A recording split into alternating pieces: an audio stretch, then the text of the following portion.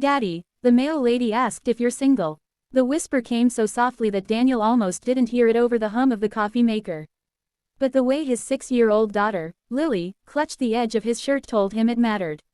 He turned, half smiling, expecting one of her usual curious questions. What did you say? Lily looked up at him with wide, serious eyes, eyes that had grown older far too quickly. She said, "Is your daddy married?" And I didn't know what to say. The smile faded from Daniel's face. For a moment, the kitchen felt too quiet. Then what did you tell her? He asked gently. I said, my mommy is in heaven. Lily's voice trembled, like it always did when she said that word. And then she got quiet. And then she smiled, like she knew something. Daniel swallowed hard, a familiar ache tightening in his chest.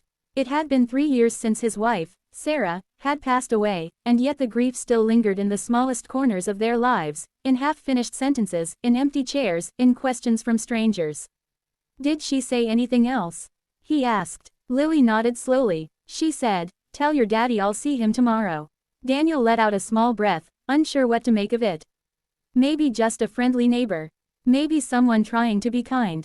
Still, something about the way Lily said it made his chest feel uneasy. He brushed a strand of hair from her face and forced a reassuring smile. Well, that's nice of her. But Lily didn't smile back. She looked at me like she knew us, Daddy, she whispered. Like she already knew you. The next morning came too quickly. Daniel found himself distracted as he packed Lily's lunch and braided her hair the way Sarah used to. His hands were clumsy, but Lily didn't complain. She just stood there quietly, watching him in the mirror. Daddy, she said after a moment. Do you think mommy would be mad if you talked to the mail lady? The question hit him like a sudden gust of wind.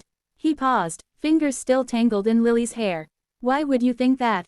Lily shrugged, her small shoulders rising and falling. Some kids at school said if their daddy talks to another lady, it means he doesn't love their mommy anymore. Daniel closed his eyes briefly. Kids could be so careless with words. He knelt down in front of her, gently placing his hands on her shoulders. Hey, listen to me. His voice was soft but firm.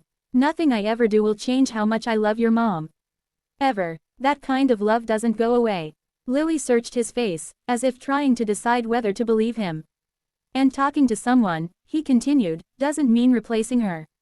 It just means being human. Being kind. Okay. After a moment, Lily nodded. Okay. But there was still something uncertain in her eyes. The sound of the mailbox closing echoed through the quiet afternoon.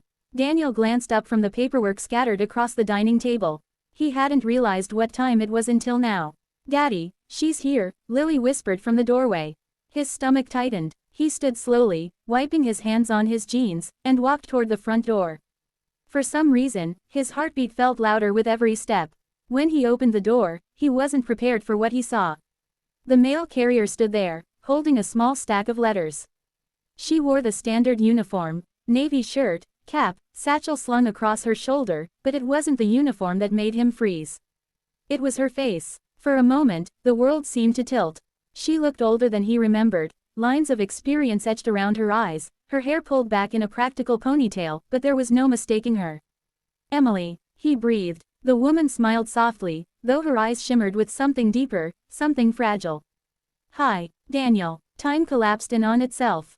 Memories rushed back in a flood. Late-night conversations, shared dreams, laughter that felt effortless.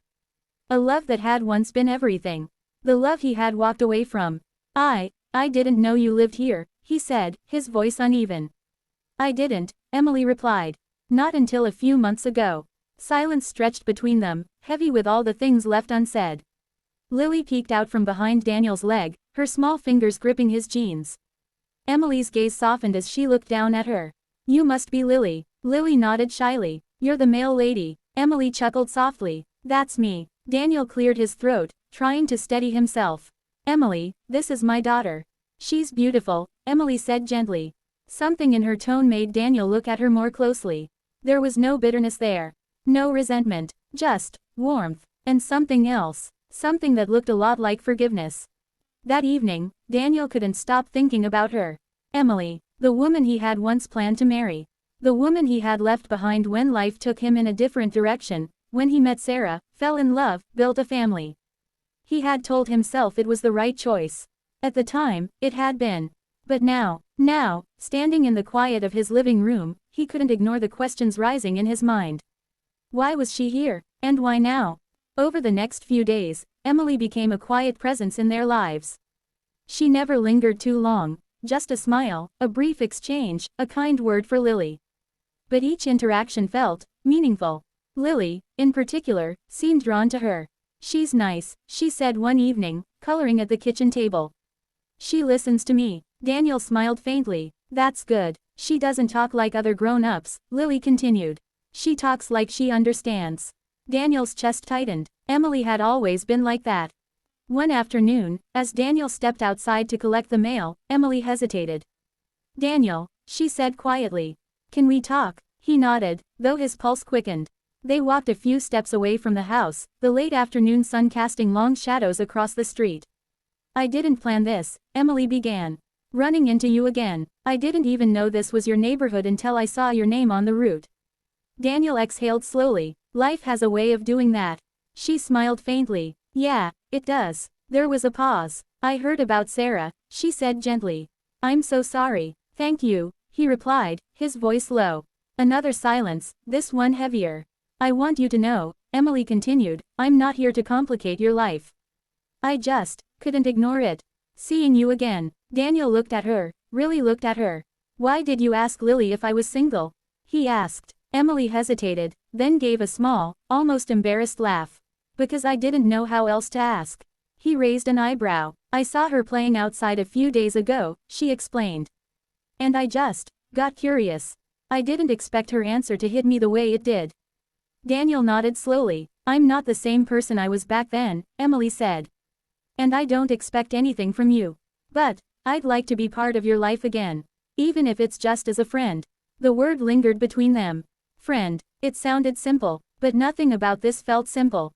That night, Lily climbed into bed with her stuffed bear, her eyes thoughtful. "Daddy," she said. "Yes, sweetheart. Do you smile more when the mail lady comes?" Daniel blinked. "What makes you say that?" She shrugged. "I don't know. You just look different."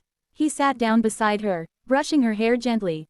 "Is that bad?" he asked. Lily shook her head. "No, it's nice." She paused, then added softly, "Mommy used to make you smile like that."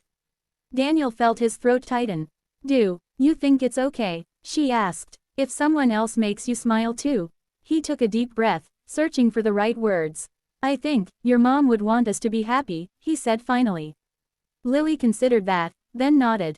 "Okay," she said, snuggling into her pillow. "Then I like her." Weeks passed. What began as brief conversations turned into longer ones. Walks, shared coffee, laughter that felt both familiar and new. Emily never tried to replace anything. She simply showed up. For Lily, for Daniel, and slowly, something began to heal.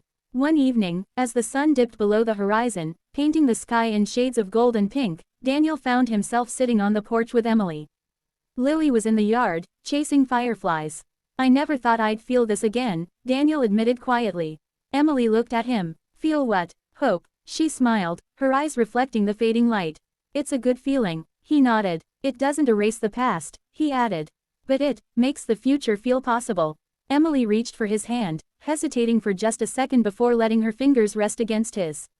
"That's all I want," she said softly. "A chance at something real. Whatever that looks like." Daniel looked at her, really looked at her. And for the first time in a long time, he didn't feel weighed down by what he had lost. He felt open, ready. Lily's laughter rang out across the yard, bright and pure. "Daddy, look," she called, holding up a glowing firefly in her tiny hands.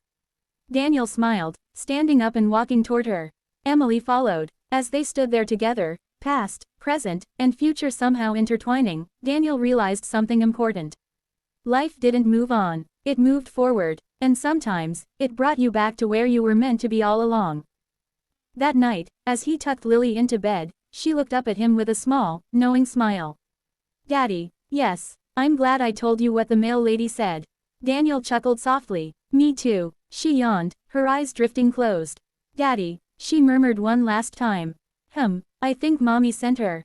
Daniel paused. For a moment, he didn't know what to say. Then he leaned down, kissing her forehead gently. "Maybe she did," he whispered. And for the first time in years, he believed it might be true.